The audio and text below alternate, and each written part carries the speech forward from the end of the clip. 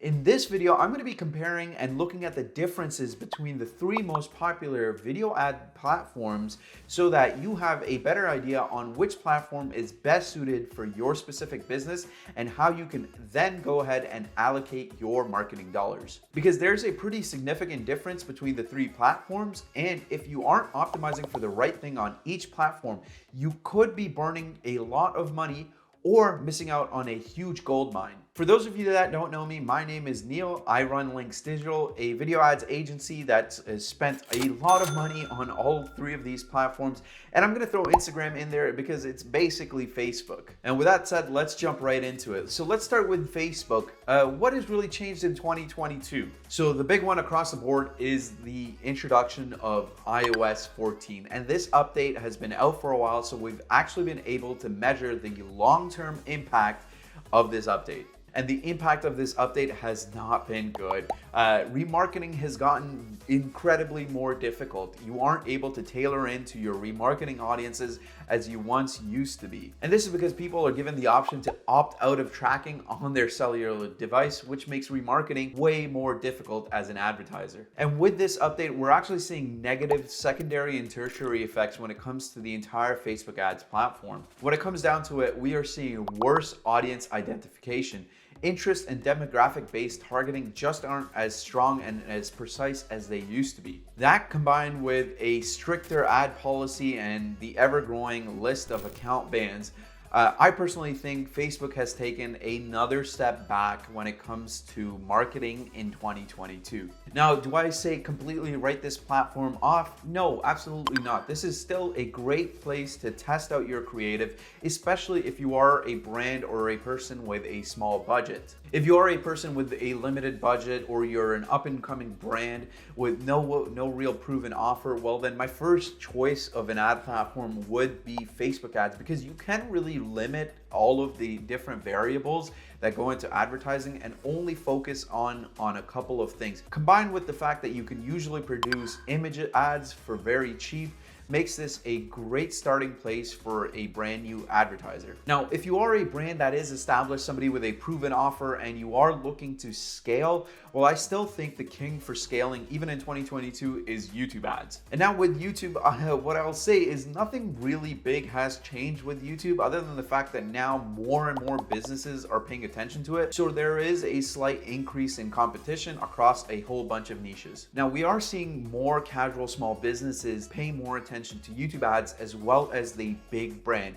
And what this basically is doing is now we are seeing a lot more TV style, movie style production when it comes to ads, so that the overall production value floor has kind of raised a little bit over the years. Not to say that you can't still run selfie style ads, but now you are going to have to do a little bit of editing in order to keep at par with all of the other advertisers. Now, there is some great news when it comes to YouTube ads, and I think this has to do a lot with the platform maturing, and we're starting to see some of the old features that Google tried to introduce that weren't really working well start to work really well in 2022. So this is going to be things like target CPA campaigns and new bidding structures that have actually started to make a lot more sense and started to get better and become the default option.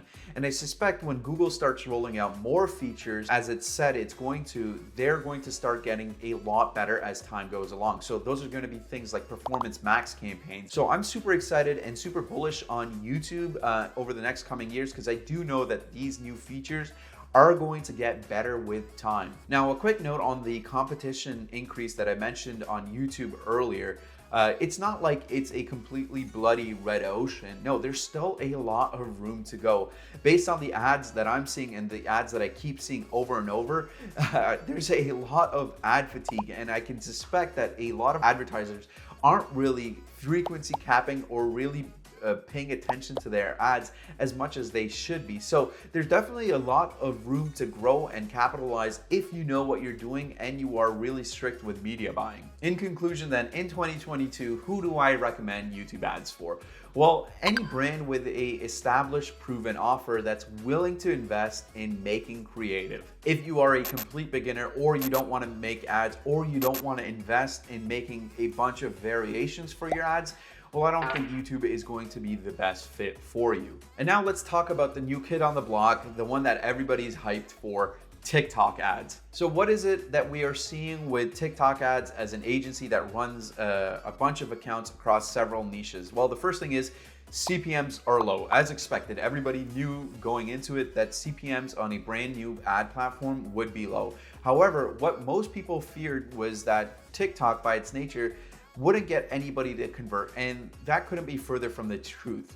What we're actually starting to see is that CTRs and conversion rates are slowly starting to get better and better month over month, and they're actually starting to catch up to Instagram, which is crazy. The fact that conversion rates are starting to catch up to some of the other ad platforms and CPMs are super low makes this a massively undervalued platform, and I do suspect that the CPMs are going to raise with time when more advertisers start advertising on this new platform. Now, before you go ahead and dump all of your business profits into TikTok ads, there are a couple of cons that I want you to be aware of. And one of the big ones is that the ad dashboard and the ad platform is still very, very new. So it's going to be very clunky. Things aren't working as they're supposed to. It's still rough around the edges. I know they tried to copy the Facebook ads dashboard, but they didn't really do the best job at it. And it's not the most robust place to navigate and set up ads. And then the other two big limitations with TikTok, and these are the obvious ones, is that firstly, most of the traffic on TikTok is mobile only. So if you have an offer that's desktop superior, well then this isn't going to be the most efficient place for you to spend your advertising dollars. The second thing is the demographic audience of 45 plus isn't that big on TikTok. Now, I pretty much guarantee that this time next year, this is going to change, and the 45 plus demographic is actually one of the fastest growing demographics on TikTok. But for right now, it isn't the greatest place to target that specific demographic. Again, within a year, maybe a year and a half, that's going to be a different story with how quickly that demographic is actually growing. Now, the other thing I quickly want to mention, and I do think this is going to be changed in the future, but this kind of goes to show you the limitations of the ad platform. The targeting options are still pretty limited at this time, even with geography targeting. I know in the US, you can't even target certain cities. You have to do it by state, which I hope that they go ahead and fix. But at the moment, this is some of the limitations that you are going to have to work with if you are advertising on this platform. So because the targeting is somewhat limited, the biggest thing that actually drives conversions on TikToks is going to be your ad itself. And the better your video ads are and the more native looking to the actual TikTok platform that they are, the better they're going to convert. So in 2022, if you have a product or service that appeals to a